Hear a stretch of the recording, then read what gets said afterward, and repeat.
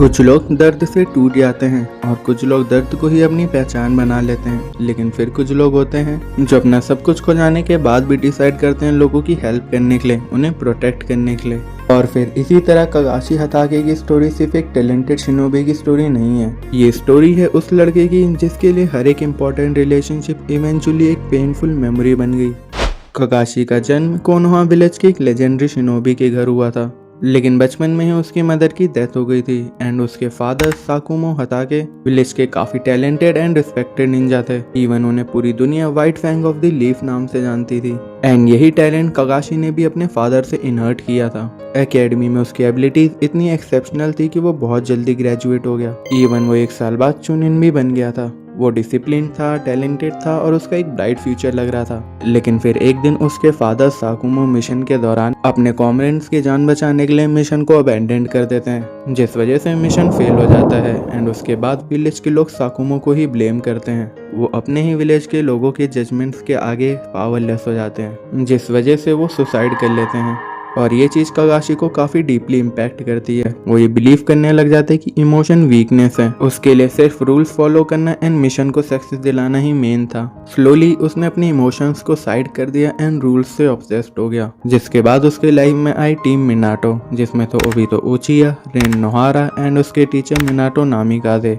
इस टीम में 3 young shinobi थे और तीनों ही कम्प्लीटली डिफरेंट पर्सनैलिटीज। कगाशी जो कि काफी सीरियस होता है and Obito emotional and impulsive होता है और रिन केयरिंग। इनिशियली कगाशी ओबितो को सिर्फ एक डिस्ट्रैक्शन की तरह देखता है, उसके लिए रूल्स इंपॉर्टेंट थे एंड ओबितो के लिए लोग ज्यादा इंपॉर्टेंट थे। जिसके बाद थर्ड शिनोबी वॉर के दौरान कगाशी को एक डिफिकल्ट मिशन मिलता है और उसी पीरियड में उसकी थिंकिंग भी चेंज होने लगती है। कगाशी के लिए मिशन कंप्लीट करना सबसे इम्पोर्टेंट था एंड ओबितो के लिए उसके फ्रेंड्स ज्यादा इंपॉर्टेंट थे। एंड फिर एक पॉइंट पे ओबितो कगाशी को समझाता है कि फ्रेंड्स को प्रोटेक्ट करना मिशन से भी ज्यादा इंपॉर्टेंट है। कगाशी के लिए ये वही चीज होती है जिसके लिए उसके फादर जज हुए थे। लेकिन इस बार कगाशी ओबितो की बात को रियलाइज करता है, लेकिन तब तक ट्रेजेडी उन दोनों के बीच आ चुकी थी। ओबितो कगाशी की जान बचाने के लिए खुद को सैक्रिफाइस कर देता है और जाते जाते ओबितो कगाशी को अपनी एक शारिंगान गिफ्ट दे देता है, जो कगाशी के लिए एक मेमोरी, रिस्पॉन्सिबिलिटी और उसकी इनर वॉइस तक बन जाती है। लेकिन चीजें यहाँ पे कगाशी के साथ खत्म नहीं होती। अभी रेन को हिडन मिस्ट के शिनोबी कैप्चर कर लेते हैं एंड उसे 3 टेल का जिनचूरकी बना देते हैं, जिस वजह से रेन मान लेती है कि अगर वो विलेज गई तो विलेज डेंजर में आ सकता है। और फिर वो एक इम्पोर्टेंट डिसीजन लेती है, वेयरएज कगाशी उसे बचाने की पूरी कोशिश करता है। लेकिन फिर रेन खुद ही कगाशी के अटैक के सामने आ जाती है और कगाशी के आंखों के सामने रेन मर जाती है। इस बार कगाशी उसे बचाने की पूरी कोशिश करता है, लेकिन रिजल्ट फिर भी वही होता है।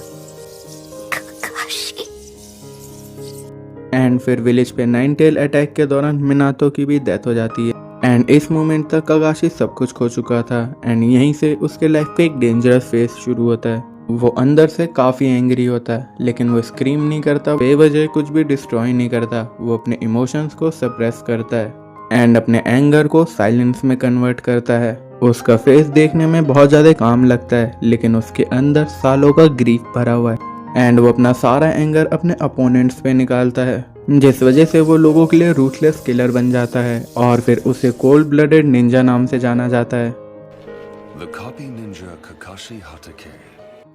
लेकिन इस पूरी जर्नी में एक ऐसा इंसान भी होता है जो कगाशी के डार्कनेस को समझता है और हमेशा कगाशी को सपोर्ट करता है, और वो होता है माइट गाय। देखने से ये दोनों फ्रेंड्स एक दूसरे के बिल्कुल अपोजिट लगते हैं, एक काफी लाउड और एक बिल्कुल क्वाइट। इनके अपने डिफरेंसेस होने के बाद भी गाय ने कभी भी कगाशी को उसके पास तक ही लिमिट नहीं किया, बल्कि हमेशा कगाशी को चैलेंज करता और उसके साथ कम्पीट करता। इसी वजह से उनकी राइवलरी के पीछे भी हमेशा एक साइलेंट फ्रेंडशिप दिखाई देती है। जिसके बाद कगाशी को टीम 7 मिलती है लीड करने के लिए और उसके स्टूडेंट होते हैं नारुतो, साकुरा और सास्के। एंड कगाशी अपने पहले ही बेल्ट टेस्ट के थ्रू उन्हें वो लेसन देने की कोशिश करता है जो कभी ओबितो ने उसे दिया था एंड धीरे धीरे उन्हें एक टीम की तरह ग्रो करता है। एंड टाइम के साथ इवेंचुअली नारुतो और कगाशी का रिलेशनशिप काफी ग्रेजुअली डीपर होता है और सास्के के साथ भी। लेकिन सास्के के केस में कगाशी एक फैमिलियर डार्कनेस देखता है उसके अंदर। सास्के का पेन हेट में टर्न हो रहा था और कगाशी ये चीज समझ रहा था, क्योंकि यही सेम चीज उसने भी फेस करी थी। और फिर सास्के सब कुछ छोड़ देता है, वो अपने टीम और विलेज को छोड़ के चला जाता है। जिसके बाद कागाशी टीम 7 के मिशन को लीड करता है एंड अपने आप को ट्रेन करता है और अपने स्किल्स को अपग्रेड करता है। जिसके बाद हम पेन आर्क में देखते हैं कागाशी का सामना होता है एक पेन से, जिन्होंने अपनी सफरिंग को नफरत में बदल लिया था, वेरेस कागाशी जिसने उसी सफरिंग को अपनी रिस्पॉन्सिबिलिटी में बदल लिया था। लेकिन पेन और कागाशी के फाइट में पेन जीत जाता है और कागाशी की डेथ हो जाती है। एंड देन डेथ के बाद कागाशी अपने फादर साकुमो से मिलता है एंड उन दोनों के इसी इमोशनल कन्फ्रंटेशन में कागाशी को वो चीज समझ आती है जो वो बचपन में नहीं समझ पाया था। साकुमो ने रूल्स ब्रेक किए थे, लेकिन इसलिए नहीं क्योंकि वो वीक थे, इसलिए क्योंकि वो अपने फ्रेंड्स की जान बचाना चाह रहे थे। एंड इवन वो अपने फादर के चॉइस पे प्राइड भी फील करता है। एंड यही रियलाइजेशन कागाशी और उसके फादर का एक क्लोजर था। लेकिन ये कागाशी की स्टोरी का एंड नहीं होता। नारुतो की वजह से वो फिर से जिंदा हो जाते हैं, जिसके बाद 4th ग्रेट निंजा वॉर में कागाशी का पास्ट लिटरली उसके सामने आ जाता है, जिसके लिए वो बिल्कुल भी रेडी नहीं होता। और वो होता है ओबितो उचिया, जिस दोस्त को उसने सालों पहले खो दिया था। अब वो दुश्मन बने उसके सामने खड़ा होता है।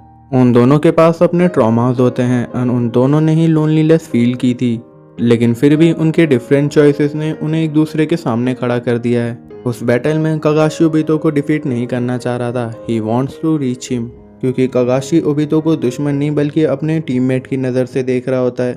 इसी वजह से वो ओबितो को हराने से ज़्यादा उसे वापस लाना चाह रहा था, क्योंकि कागाशी जानता था कि ओबितो के अंदर अभी भी वही पुराना लड़का कहीं ना कहीं जिंदा है।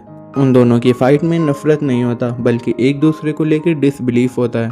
कागाशी एंड ओबितो कम्प्लीटली डिफरेंट नहीं होते, इनफैक्ट वो बहुत सिमिलर होते हैं। एंड उन दोनों ने ही शिनोबी वर्ल्ड की क्रुएलिटी को एक्सपीरियंस किया है। इवन उन दोनों के पास ही वर्ल्ड को हेट करने के अपने रीजन थे, जो कि ओबितो चूज भी करता है, लेकिन कागाशी ये चीज डिसाइड नहीं करता। जिसके बाद फाइनली ओबितो अपनी नफरत से बाहर आता है। लेकिन ओबितो के मरने के बाद भी वॉर खत्म नहीं होती, वॉर अभी भी कंटिन्यू रहती है। और इस बार कागाशी पूरे शिनोबी वर्ल्ड की रिस्पॉन्सिबिलिटी लेके खड़ा होता है। टीम 7 दोबारा एक साथ आती है, अपने डिफरेंसेस होने के बाद भी एक कॉमन पर्पस के लिए लड़ने के लिए, और वो फाइनली वॉर जीत जाते हैं। और फिर उसे विलेज का 6th होकागे बनाया जाता है, और अब कागाशी होकागे बनने के लिए पूरी तरीके से रेडी होता है। कागाशी की स्टोरी हमें ये नहीं सिखाती कि strong people don't feel pain, बल्कि वो हमें बताती है कि स्ट्रॉन्ग लोगों के पास भी रिग्रेट होता है, पेन होता है, बस वो उसे कैरी करते हैं।